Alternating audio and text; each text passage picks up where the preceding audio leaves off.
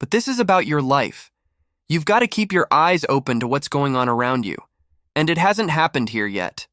What does that even mean? It hasn't happened here yet. I haven't picked a spot yet. What do you mean? It hasn't happened yet? When are you planning to do this? Apparently, Holmes is planning to snatch somebody. He said it's coming. He promised, it's going to happen. Y'all better be ready. I haven't done it yet, but it's coming. That's what you said, Andrew. Music.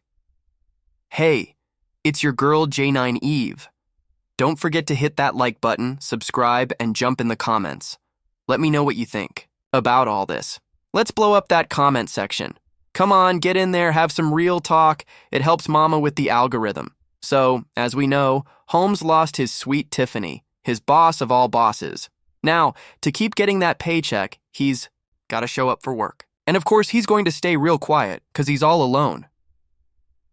This was before we even found out all the stuff about Phenia Dukes and what he pulled in Vegas. Holmes likes to see himself as a crime fighter, you know what I'm saying? Like pointing out crime and all that. Remember when he ratted on his own brother for being a porch pirate? Stealing boxes and everything? What were you trying to build, a clubhouse? If you missed that, it was in Friday's episode. That's the kind of stuff Holmes uses to build himself up. So now he's about to give us a lecture on safety, calling the cops, reporting when someone's doing something they shouldn't. Pretty ironic, Andrew, don't you think? I can't even imagine what's going on inside his head right now. He's been exposed and left all alone, but he still has to show up for 2 more years before re-election. Also, shout out to the residents for calling in with tips about all kinds of violence. You've been calling the 1-800 number, giving info, anonymously. I've been passing that info to the chief. It's like he's tattling on people. You're snitching on your own homeboys, but anonymously at least. So when they go to arrest them, they might still know it was you from what I just said. Just saying. Big thanks to everyone who called 911 too. I hope you weren't just calling to say hello, but because something was actually happening. Do folks not like calling 911 over there? A lot of the info has been helpful as these cases move forward, but here's what I want you to do. Always call 911 first. If you want to call that 1-800 number, do it after 911. Give them the info. Then you can call us and pass it along. We'll make sure the chief gets it. Thanks again for using that number and for calling 911. Honestly, Holmes, none of this makes much sense. I just want to tell you it doesn't add up. You need to call that number I gave you. You know, if something happens, of course, call 911 first. So first you call 911 and tell them everything, then while you're hanging up with them, you call me for no random reason, and I'll pass the info along to the chief. Now, I would hope that if I call 911 in this little-ass town, the information I gave would make its way back to the chief.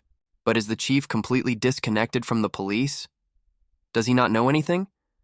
Why do I have to call 911, tell them, then call you and ask you to tell the chief what's going on? Like, what's the point? And then Holmes just talks. He just be talking for the sake of talking. He does that old sepia tone voice like, back in my day, you had to call the police because it's your crime out there. Like, Holmes, what? No matter how old you are, that ain't how people talk. Suddenly, you just start doing that? That country folk style? What is that? It's like he's stuck in some specific time frame or something. Anyway, a few cases here. In Dalton, they do detective work and find out some of these folks don't even live here. Some bring drama here. Some are residents. We gotta handle that and keep things safe. We got officers patrolling the streets and community members calling in about what they see. But some of the residents? Yeah, some are involved in criminal activity. Some of y'all, not us y'all, are doing stuff that's not legal. Like, come on, you should know better than to take advantage of someone who passes out near you and then brag about it to your police buddy. Some of y'all need to cut that out. And Holmes? Man, it's always the ones who talk the most about crime who are the worst. Like those politicians making a fuss about gay stuff, but they're secretly hiding something. That's some sneaky, down-low behavior. The loudest ones against something often are the ones doing it. Holmes likes to pose like he's Mr. Law and Order. Oh, I would never do anything wrong. But then his raggedy old self allegedly does some shady stuff to a young girl who trusts him and falls asleep near him. Oh my God. And here he is lecturing us about calling 911, especially if you see him coming. Right, Holmes? That's what you meant? When people see you coming, call the police. Anyway, we still gotta protect the valuable kids and seniors here in Dalton. You know, the valuable children and seniors. Wait, do you mean high school seniors? What do you mean by young seniors? What's a young senior? People come around saying stuff's happening, but right now we're focused on Dalton and what we gotta do at home. Crime is everywhere. It surrounds us. But as a block club, as citizens who pay taxes, you have the right to call with info and do your part. As I say over and over again, abandoned cars, people just standing outside, you have to protect yourself and be safe. Carjacking is still on the rise. Don't let nobody fool you and tell you it's not. It is still going up. All these criminals need is one opportunity. When you get in your vehicle, please look around. Look at these cars sitting out there. I keep saying it, but some people are still sitting in their cars, on their phones, not paying attention. Look at Brown. She's looking at me like, what the heck are you talking about? Like, if I see an abandoned car, am I supposed to walk up to it, stick my nose to the window to see what's going on? What? And if they roll the window down, should I lean in and ask what they're doing? Should I just grab some handcuffs and put them on myself? I'm just saying, what are you telling people to do? Watch out for cars and go check inside them. Am I supposed to avoid them or confront them? The whole thing is confusing, and then he's going to admit these specific scenarios aren't even happening around here. Like, yeah, you're texting in your car, your phone's in your hand, but this is about your life. You got to keep your eyes open for what's around you, and he says it hasn't happened here yet. What does that even mean? Like, I haven't planned it yet? I haven't picked a place yet. Wait, what are we talking about? Holmes is planning to snatch somebody? Apparently, yes. He says, I promise you it's going to happen. Y'all need to be prepared. I haven't done it yet, but it's going to happen. That's what you said, Andrew. Like, we gotta stay away from the sewer drains because Pennywise could come out and snatch your arm off. Crawl away, but he drags you under with his long, creepy arm. It hasn't happened yet, but it could. You need to be prepared. No. What you should have warned people about, Holmes, is you going to Vegas with some weirdos, going out for drinks, then having some young girl fall asleep near you. That's what you should be warning about. Had you said that, maybe she wouldn't have been in that situation in the first place. Ain't that something? Then there's snatching happening when people go into stores. In some areas, I see this for real. Someone's walking in the store, their car rides by slow, their purse or bag is hanging, and bam, they snatch it and keep going. Oh my God. You know where that happens? That's like those African swipe things where people ride around on scooters and snatch bags. It's common in Mexico too, near the border. They ride around, snatch a purse, and zoom off. That's what he's talking about, but that's not really a here thing. That's not a Dalton or Chicago thing.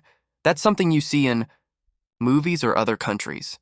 Not here all the time. And then they say, they drag you whether you know it or not. What? They're gonna grab your purse and drag you, but you won't notice? Explain that one. Look at the news and get informed. When you go into Food for Less, Walgreens, or anywhere else, turn around and watch those cars driving slow. They're watching, waiting for the chance to snatch your bags. Be safe, stay alert. Yeah, he said.